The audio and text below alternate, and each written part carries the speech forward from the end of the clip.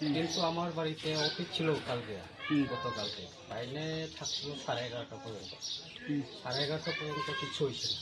কালকে মোহনপুর মেলাও ছিল, মেলার গাড়ি চলাকালীন চলছিল 12:30 পর্যন্ত, তখনও কিছু হয়েছে না।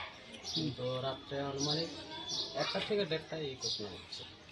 কখন কে বা কারা করছে এখন তো আমিও করতে পারতেছি না। আমার বাড়ি থেকে কমসে কম হইল 50-60 মিটার হইল গাড়িতে রাখা, তখন জানি না কে করছে। পুলিশ প্রশাসনকে কওয়া হয়েছে? হ্যাঁ, কয়।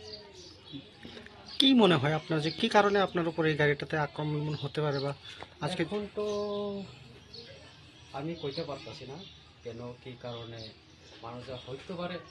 এত 14 মাস ধরে আমি এখানে থাকতেছি এই বাজারে, হাজামারা বাজারে 14 মাস পরেও কিছু হয়েছে না। কিন্তু কালকে হঠাৎ করে কি হলো এটা আমি বলতে পারছি না। আপনার কি কোনো আভাস ছিল যে এই ধরনের কোনো কিছু হতে পারে? আপনি এখান